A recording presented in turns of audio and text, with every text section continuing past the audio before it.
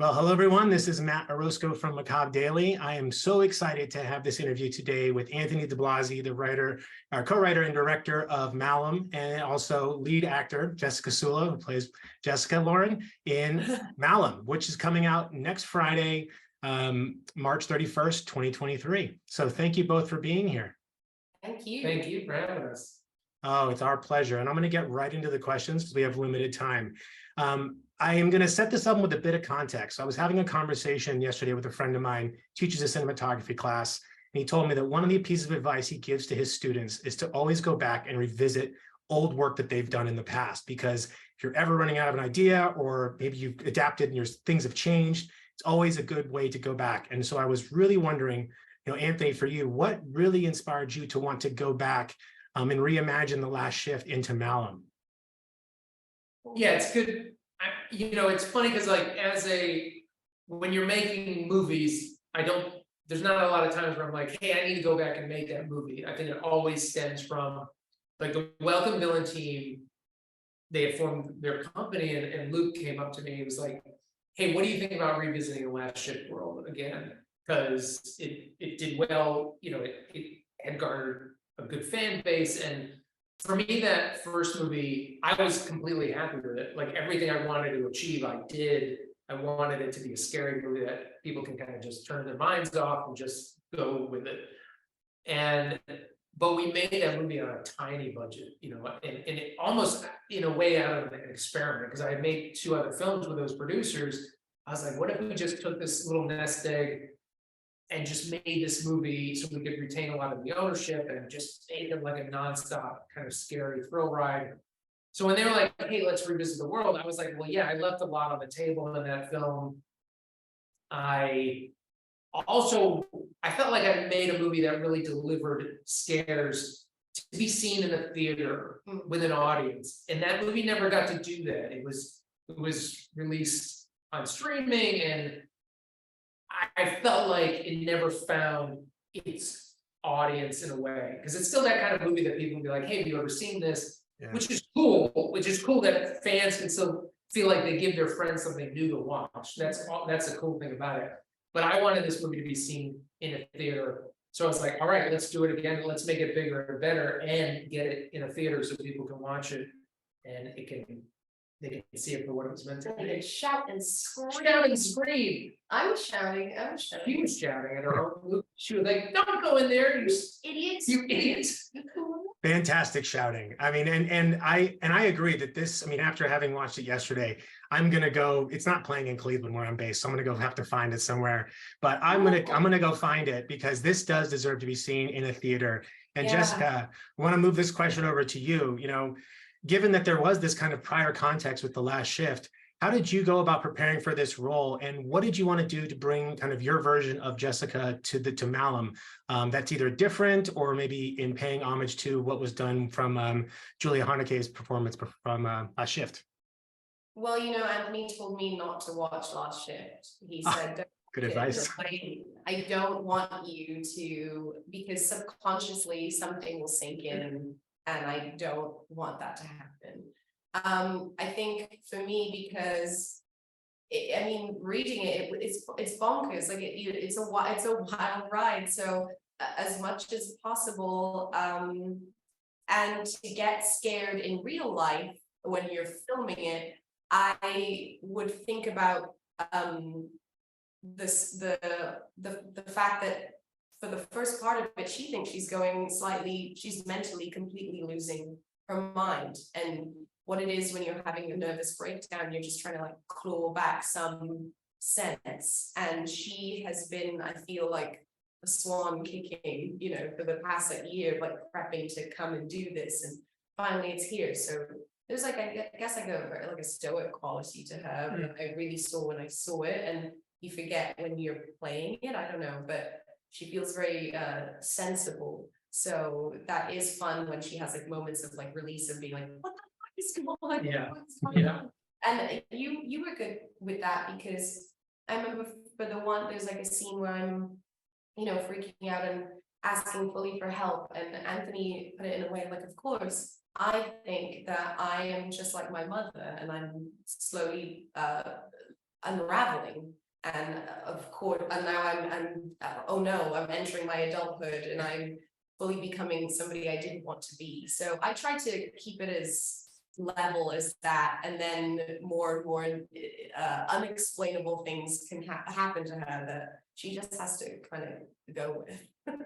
I don't think anyone's mental health is strong enough to persevere through what you had to go through. So, so it's the fact that you kind of kept it together so well throughout the runtime is a testament to the character and also your delivery of the performance. I mean, because if you look at them, they're both very different portrayals of a character.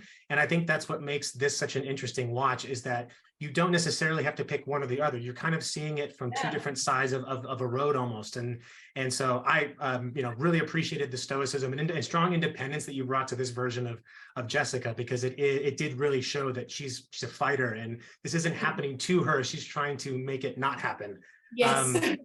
And I wanted to push this question to both of you. It's a two-parter. So what was the most challenging, but also the most rewarding part of the process, whether it's post-production, during production, pre-production, et cetera? It's two-handed, like challenging, rewarding. Okay. Okay. Okay. We gotta be on the same page. Okay, cool.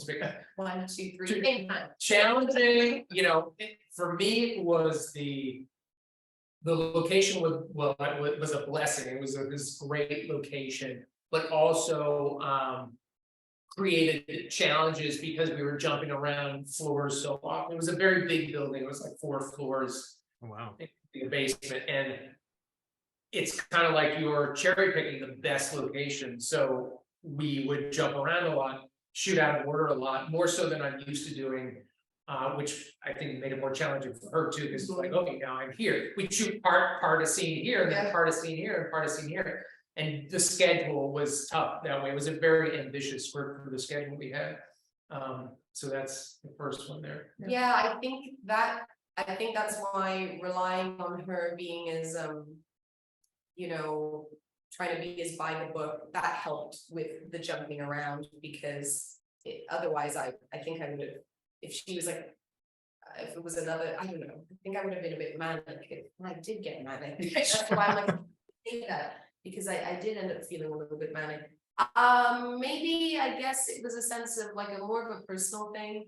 I went through a dry spell and I hadn't worked for a little bit, and I didn't really believe in myself, but then I kind of just took that quality of she's, a young woman who doesn't really know what has just happened to her and is trying to make sense of it. So I just tried to take that as much as possible. So it was a lot of character work. And I always want something to be, even though there's a through line of her being like a sensible type, I want her to have the dynamic qualities too. You want to have different moments as well. So I think that was like a big challenge, trying to do something different and seeing what happens.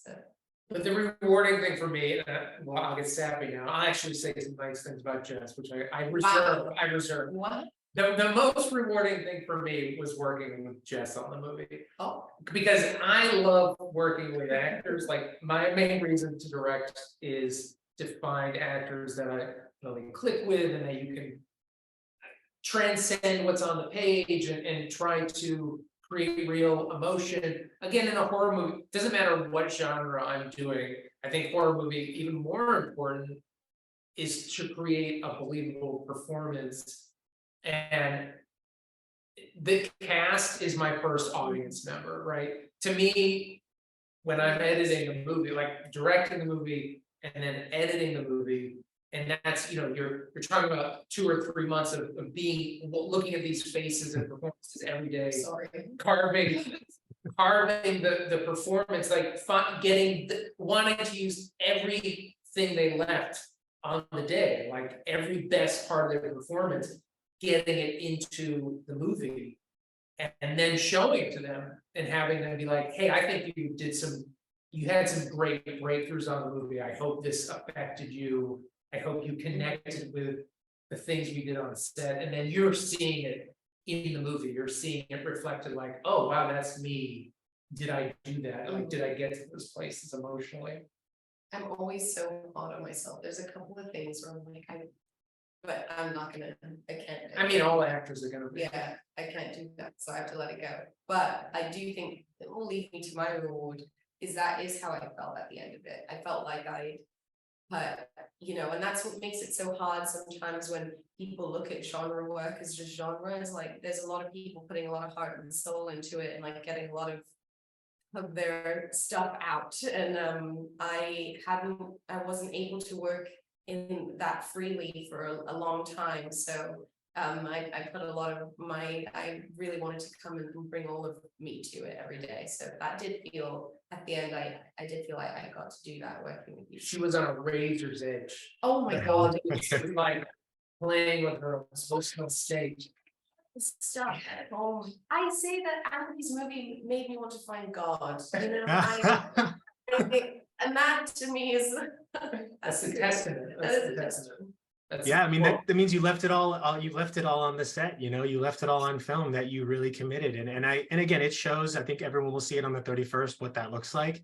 But especially given that you had a lot of really great, Russell effects, bringing some truly terrifying work to the film. And as you said, genre film, looking at some of the most successful filmmakers and actors today, a lot of them started in genre work. And, that is a great launching pad, but also a great place to find your voice as an actor. So I'm, as a genre fan, obviously I'm going to, love everything about it. But my last question for you both is, if you had to pair Malum with you're curating a double feature, and Malum is one of the films, what's the other film you're going to program alongside Malum?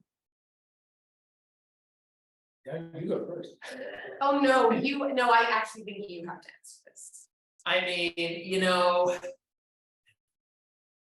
Malum. I think Malum and The Thing, maybe. Cool. I think that would be a good double feature. Oh, speaking of what's on the wall. Yeah. I think movies are like The Blob, right, from the 80s. These movies that are like high energy effects driven films that are fun to watch and scary at the same time. It's the darkness about it. It has the darkness. Extra, like, it is actually kind of interesting when I saw it, because I was like, what a crazy ride I went on, because it is fun, but then also it has there's an edge to it. So I'm like trying to think of something else that's within that world too. But then at the same time, then it's like creatures and all that sort of shit. So your choice is Little Women. Little Women. Of course. Because I think, it's little women dealing with little problems. Mandy could be a good pair. Yeah. Malum and Mandy. Yeah. Somebody. Same syllables? Malum and Same amount of letters? Wait, that's a break. The number 20. The number 20. The number 23. There's this like almost cosmic ethereal vibe to some of the creature design and the way things look. So I think you can go a lot of directions with it. And I hope, like, as we wrap up here, I want to thank you both again for the time, and also congratulate you both on what is probably going to be a massive success. Easily one of the most anticipated horror movies from my side of the year. And it should be in Cleveland. It's playing nationwide, so Yeah. we haven't dropped a lot of the locations yet. So I'm going to keep checking, because this deserves to be seen in a theater, which everyone can go see on March 31st, 2023. So thank you again, Anthony DiBlasi. Thank you so much, Jessica Sula, and congratulations again.